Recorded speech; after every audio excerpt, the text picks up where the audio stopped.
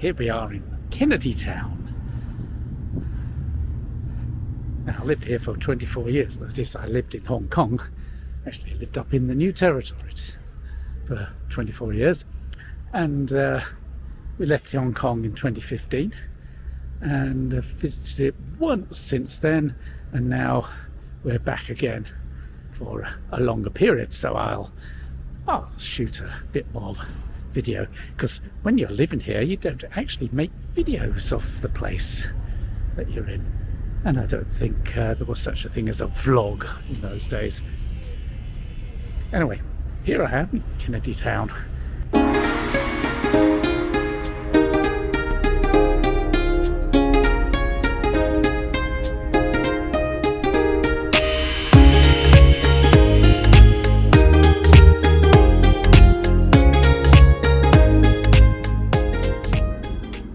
Let's go on a tram ride through Hong Kong. And whilst we're doing that, I'll tell you how I managed to get to Hong Kong in the first place. Hong Kong is a place that I consider my spiritual home. In 1989, I was given the job of writing scripts for a UK TV drama about Hong Kong cops, Yellow Thread Street. This was an exciting break for me, and when I was sent off to Hong Kong to be script editor, my life suddenly changed. Before then, I'd lived hand to mouth, scratching a living teaching evening classes in script writing. Suddenly, I was catapulted into what I considered to be the big time. I did not know anything about Hong Kong other than that it was colonised by the British in the 19th century after a war over the opium trade. The British had found the one product that was in great demand in China, i.e. opium, and needless to say, opium addiction was somewhat frowned upon by the Chinese authorities. Governor Lim of Guangzhou attempted to restrict its trade by banning the British from Guangzhou and burning their opium stocks. This did not go down well, despite many legitimate traders thinking the Chinese had a valid point. Unfortunately, their money was not distributed quite as freely in Parliament as the bribes of the opium traders, and so the British sent a fleet to force China to rethink its position, and Hong Kong was the result. As you can see, there's the Hong Kong of the big banks and the Hong Kong of the small traders in the many markets around the territory. At this time it was near the Mid-Autumn Moon Festival, and we went off to see a bit of a display of lanterns. Quite a few local photographers were also there trying to see if they could grab a good shot, and we became a useful prop for some of them.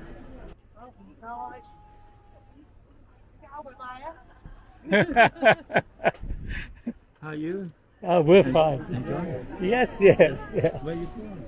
Well, the UK. UK. Yeah. We used to live here. You live here.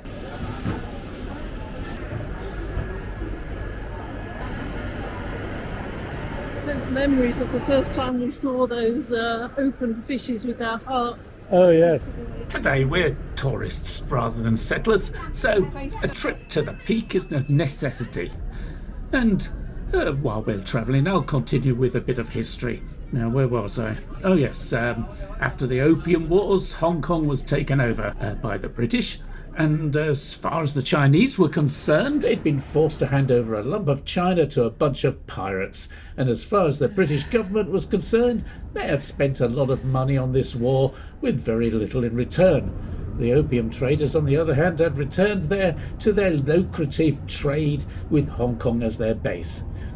One could say this was not exactly an auspicious start, and for quite a number of years the island languished, neglected and unloved by the British authorities, but it became a magnet for chances of all kinds from both China and the rest of the world, and slowly its rough and ready personality grew into an extraordinary place dedicated to the art of making money.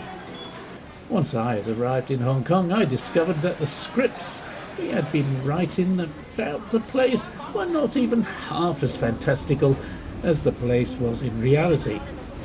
And the TV series was pretty wild, in being a hairy-chested affair about shotgun-wielding cops, crazy Chinese triads, and of course beautiful Chinese girls.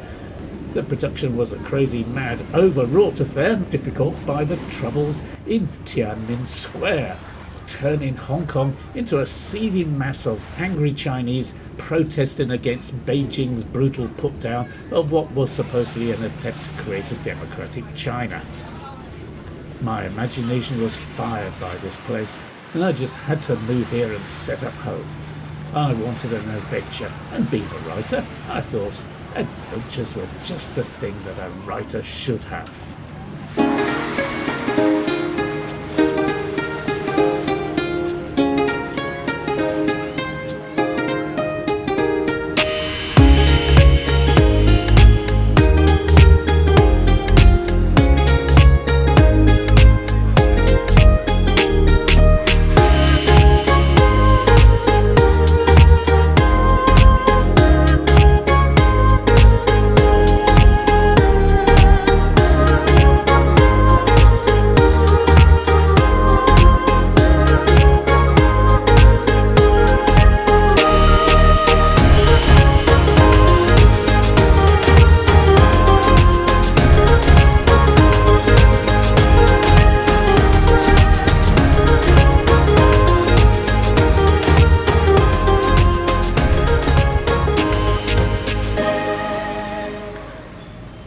Now, you might have heard of the Umbrella Revolution and the later revolution of our times, as one of Hong Kong's rock stars called it. Well, we were here for the peaceful demonstrations of the Umbrella Revolution, and it was in favour of a democratically elected chief executive. But, of course, these demonstrations failed to reach any compromise with China, and China was paranoid about losing control to any incipient independence movement that such a democratic state might well have been more inclined to embrace, let's say. And it shouldn't be forgotten that a lot of Taiwanese flags were on display in Hong Kong before the handover, because many old Kuomintang forces fled the place after the communist victory in the Civil War. So there were fears that weren't entirely without reason. However, attempts to manage Hong Kong using old colonial figures from the British bureaucracy became mired in corruption. And while the Democrats refused to agree to elections where the contestants had to be approved as patriots, which could mean many things, the scene for a violent confrontation was set.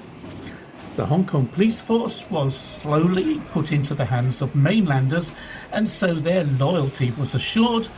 Consequently, when the riots came, as inevitably they would, the police maintained their loyalty to the government, and it was the rioters who grew more and more violent and managed to lose the support of the majority of the people.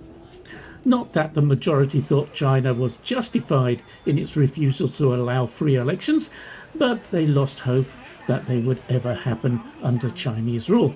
So why continue with a losing battle? Lots of Hong Kongers dusted off their Canadian, Australian and British passports and made plans for a different future. Curiously, my Chinese friends are more inclined to see their future as abroad, though they're still there in Hong Kong, still biding their time and considering what might and might not happen in the future. And my Western friends who stayed simply say that Hong Kong's still as crazy as ever, and compare the dynamism of the mainland with the rather odd politics of Trump's America and Britain's Brexit fiasco. So they just think, let's do what China wants and shut up and make money.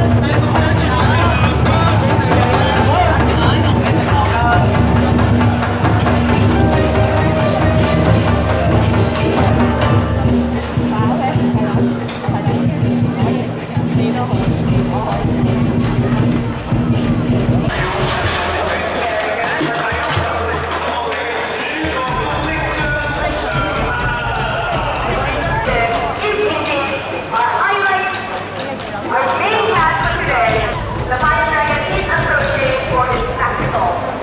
For your safety.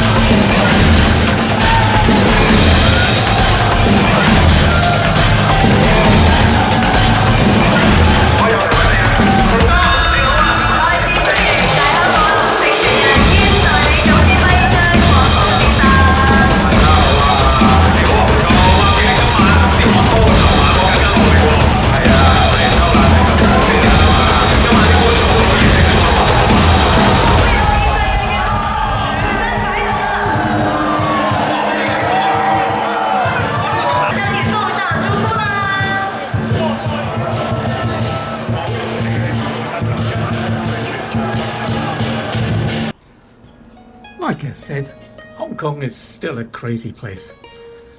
And despite the Article 23 national security laws spreading a certain amount of alarm, because China does not have an independent judiciary, I doubt any tourist or indeed anyone not engaged in trying to stir up trouble for the Chinese government will get into trouble. Hong Kong is a fascinating place with many aspects of the old China and the new China living literally on top of each other. And here we are at the Nanlian Garden, which is a Buddhist temple complex in Diamond Hill that is built along the lines of a Tang Dynasty garden and Buddhist temple complex. I do believe it's run by the Chi Lin Nunnery. Anyway, it's based upon drawings found in the Mogao caves in China.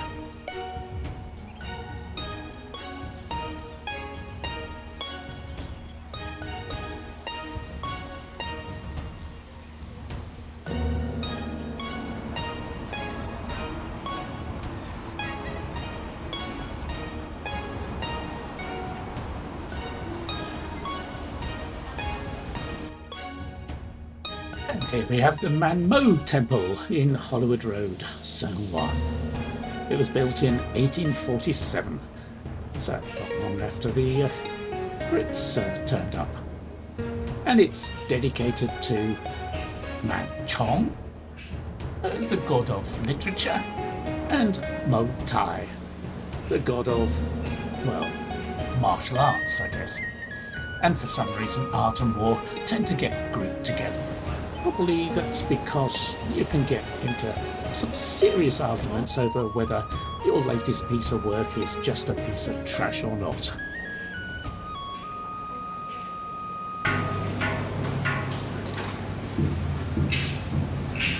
This is Lan Kwai Fong, which was the site of many a gin and tonic and a dish of poutine with my disreputable associates. A drunken night with a Japanese policeman from my Cantonese class springs to mind in all its dark karaoke glory. And all that noise is Tagalog, spoken by the Filipino maids. There's a Catholic centre around here, and a postal service, and a place for making money transfers. Here we have the colonial cemetery in Happy Valley, the original British settlement. It started in 1845, I do believe. And you'll find a lot of rather young men here. The first Europeans were plagued by malaria, which is why they moved from Happy Valley to what is now known as Central. Originally it was called Victoria City. There you are, another 26-year-old died at Hong Kong, 1911. They were dropping dead like this from the 1840s onwards. And you'll see a lot of graves of sailors who fell from aloft. That's what it says on the gravestones. And that means they fell from the rigging on the early sailing ships. Health and safety was obviously not a thing there. If you dig deep, so to speak, you'll find all manner of dignitaries here, and not just European ones.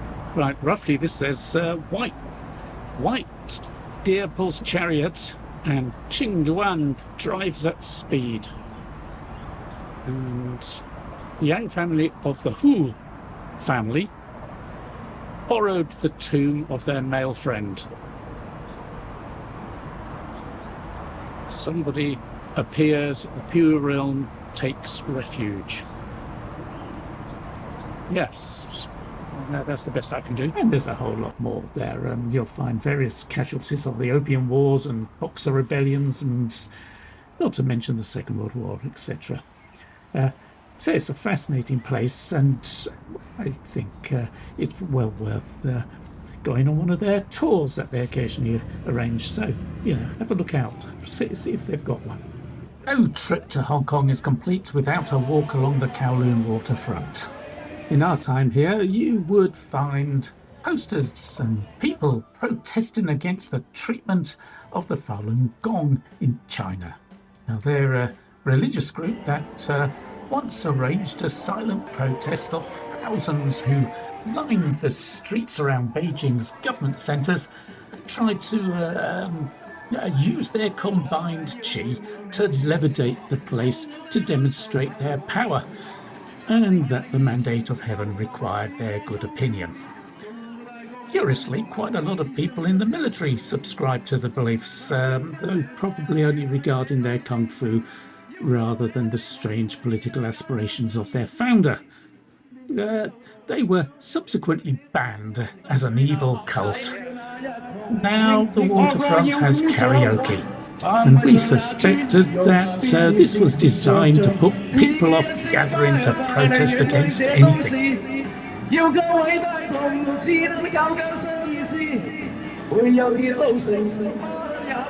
Strangely, that's a bit subversive. They were singing this in 1989 when I first arrived here, and it was a protest of sorts against the way the place would change once it was handed back to the Chinese in 1997. And now, well, you can get arrested if you suggest that was a bad idea. And I think he should be arrested for singing like that. Of course, once upon a time, many years ago, when I first arrived here, you could go to a number of the Star Ferry stations, which, they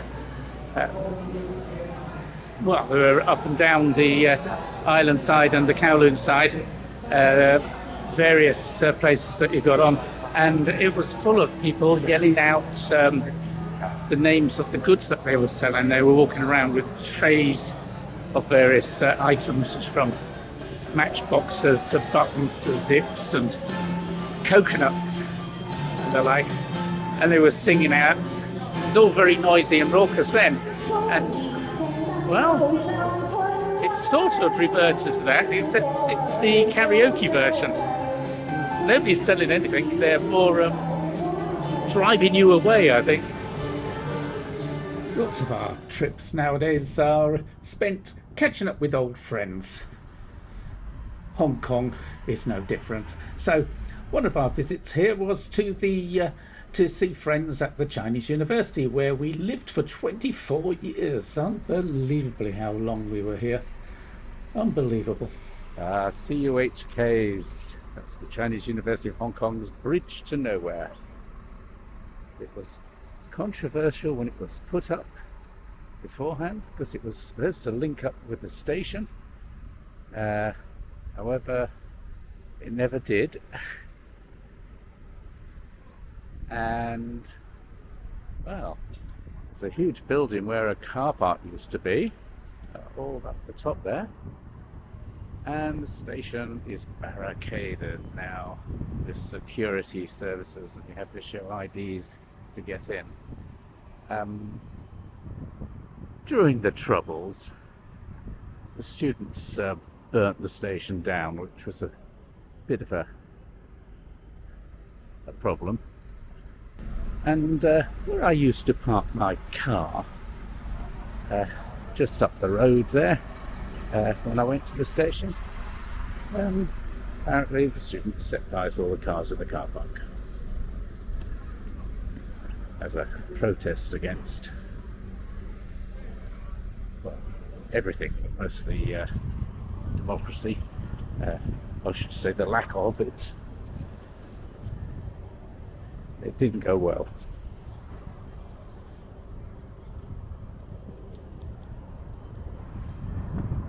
And so what does it feel like to be here, where you spent 24 years with your nose to the grindstone? What does it feel like? Well, the strange thing is, it's a bright sunny day, and I don't recall too many bright sunny days here, because my nose was to the grindstone. Oh, I saw those days. Well, all this has changed, clearly, hasn't it? yes, yes. We never had a security system here to get onto campus.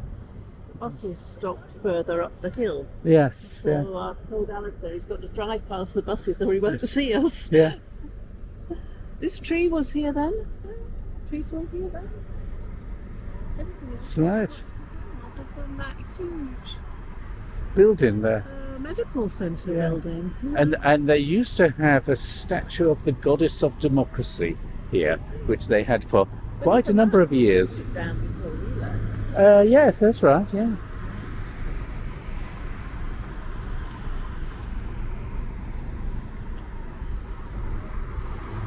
Yes, there used to be banners and posters on the fences around here. It looked just like a university.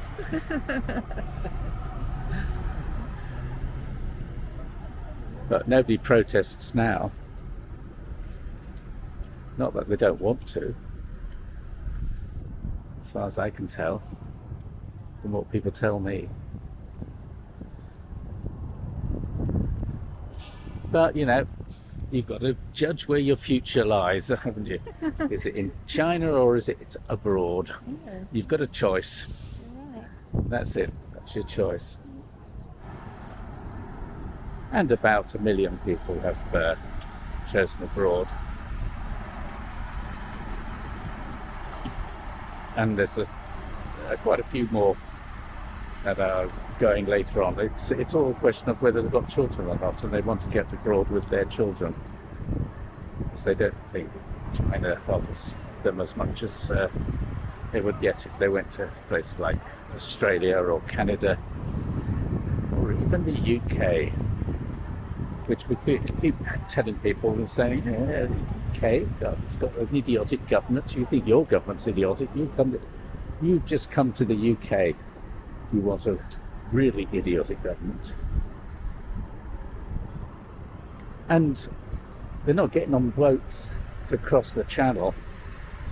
What they do is they get their B&O passport out and they get on a plane.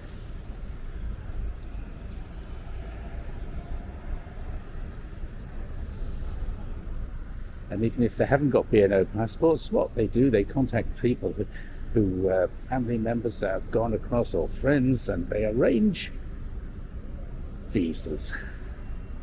The Chinese know how to do things in style. We're coming to the end of the video now, so please like, subscribe, share, comment, etc.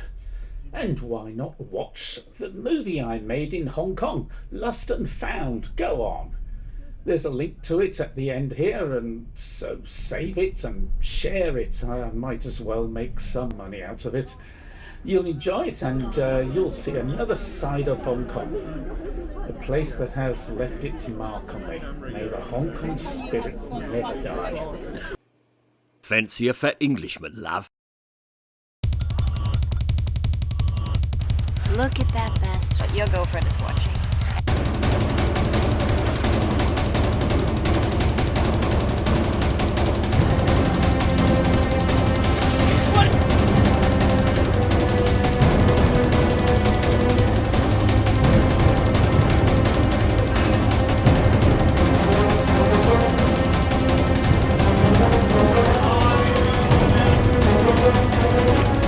Whoa, calm down, let's talk this through.